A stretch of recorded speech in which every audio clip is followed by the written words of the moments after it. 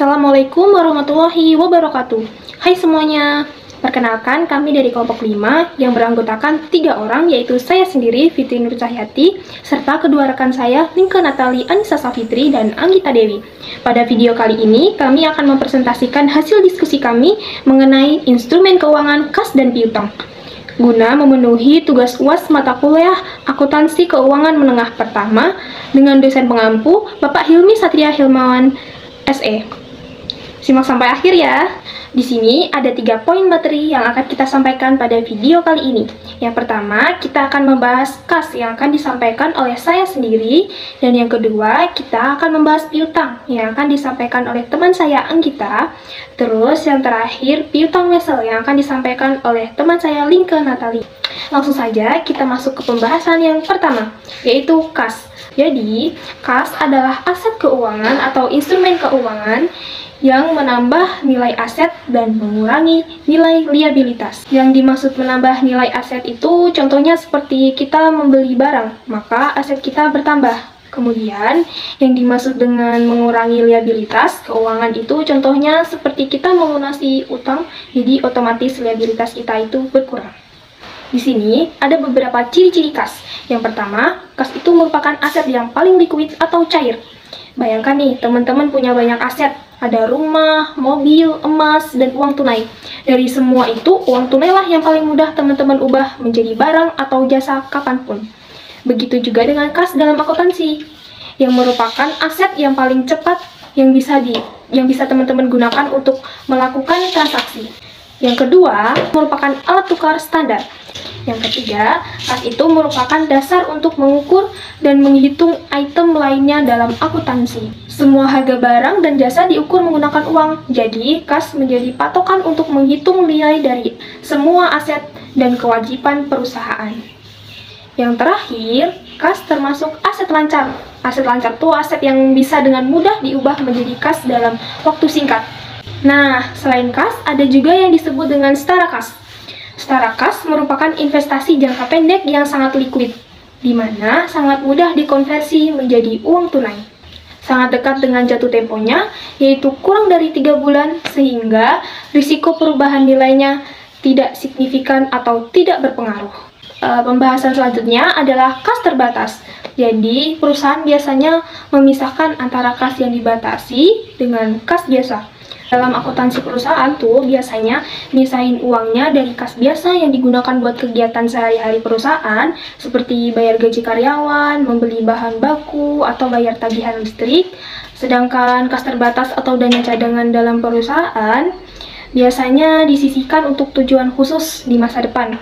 Nah, bagaimana sih pelaporan dana cadangan ini? Jadi, jika dana cadangan yang digunakan untuk melunasi kewajiban kurang dari 1 tahun, maka dana cadangan dilaporkan pada laporan posisi keuangan sebagai aset lancar.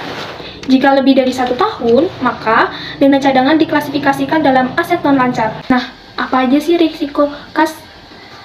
Jadi, kas itu sangat mudah dicuri atau salah didokumentasikan antara yang fisik dan dengan yang pencatatan. Untuk itu, entitas perlu melakukan pengendalian agar kas tetap aman dan pencatatan sesuai dengan jumlah fisik kas. Nah, bagaimana sih cara kita melakukan pengendalian risiko terhadap kas untuk menjaga keuangan perusahaan?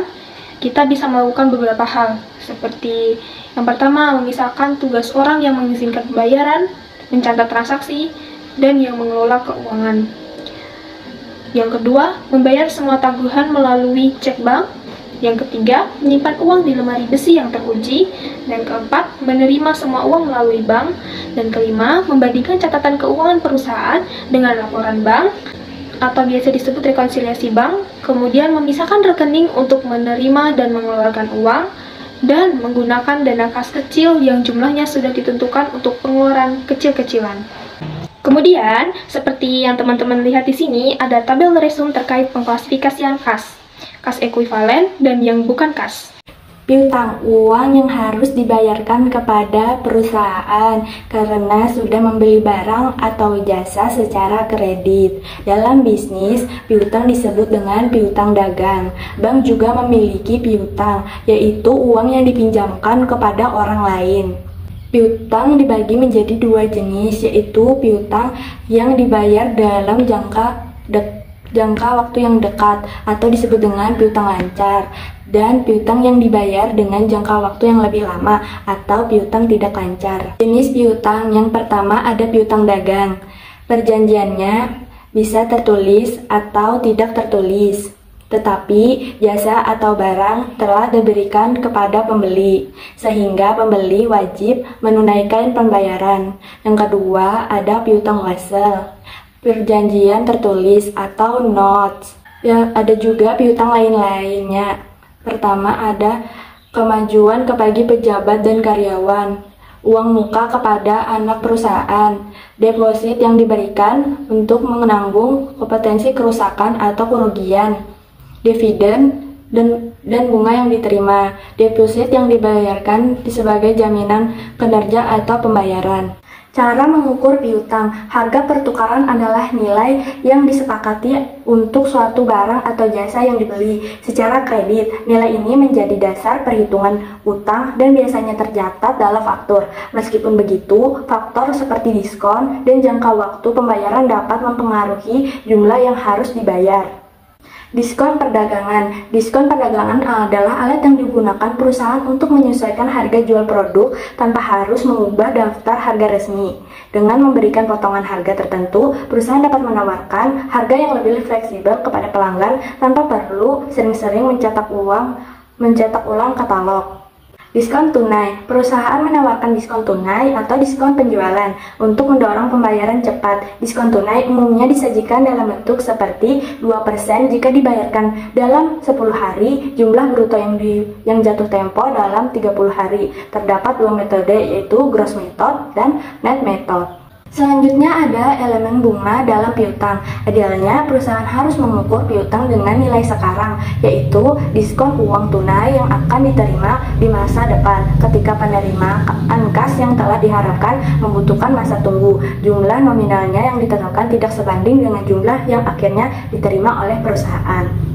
Lalu, bagaimana cara menyajikan piutang? Piutang disajikan dalam bentuk laporan posisi keuangan sebesar nilai terpulihkan. Nilai ini merupakan selisih dari piutang dikurangi cadangan kerugian piutang.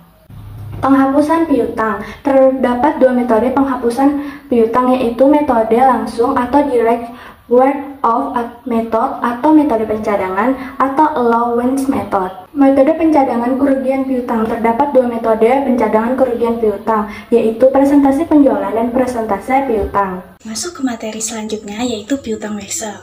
What exactly are promissory note receivable? So, piutang wesel adalah sebuah klaim formal yang dimiliki perusahaan terhadap pihak ketiga, yang mana pihak ketiga tersebut telah memberikan janji tertulis untuk melunasi utangnya dalam waktu yang telah disepakati. Sebagai bukti utang, perusahaan memiliki wesel atau surat promise yang ditandatangani oleh pihak ketiga. Wesel ini memberikan kekuatan hukum yang lebih kuat dibandingkan dengan piutang dagang biasa. Wesel yang diterbitkan oleh suatu perusahaan disebut dengan notes payable. Wesel yang diterima oleh perusahaan disebut notes receivable. Sedangkan ada wesel tagih memiliki bunga, walaupun ada beberapa yang tidak berbunga. Baik, materi selanjutnya yaitu pengakuan wesel. So, dalam akuntansi, wesel jangka pendek diakui berdasarkan nilai nominalnya karena jatuh temponya kurang dari 1 tahun, sehingga pengaruh nilai waktu terhadap uang dianggap tidak signifikan. Sebaliknya, wesel jangka panjang yang jatuh temponya lebih dari 1 tahun diakui dengan nilai sekarang, yaitu nilai nominal yang didiskontokan untuk mencerminkan nilai waktu uang. Perbedaan ini mencerminkan pentingnya memperhitungkan nilai ekonomi aset sesuai dengan jangka waktu pembayaran. Alright, next move on to the next topic, which is zero interest bearing notes atau bisa disebut dengan wesel tanpa bunga. So, ketika suatu perusahaan menerima wesel tanpa bunga, nilai sekarang dari wesel tersebut mencerminkan jumlah uang tunai yang diterima dari penerbit pada saat transaksi. Dengan mengetahui jangka waktu, jatuh tempo wesel, dan nilai sekarangnya, perusahaan dapat menentukan tingkat bunga implisit yang menggambarkan nilai waktu uang dalam transaksi tersebut. Selisih antara nilai nominal wesel atau jumlah yang akan diterima dari masa depan dengan nilai sekarangnya disebut sebagai diskon. Diskon ini tidak langsung diakui sepenuhnya melainkan diamortisasi secara bertahap selama masa berlakunya wesel dan dicatat sebagai pendapatan bunga pada laporan keuangan. Proses ini mencerminkan pengakuan pendapatan secara sistematis dan sesuai dengan prinsip akuntansi yang berlaku. Demikianlah presentasi dari kami. Kami berharap pemaparan materi ini dapat memberikan gambaran yang lebih jelas mengenai instrumen keuangan kas dan piutang. Terima kasih atas perhatiannya. Wassalamualaikum warahmatullahi wabarakatuh.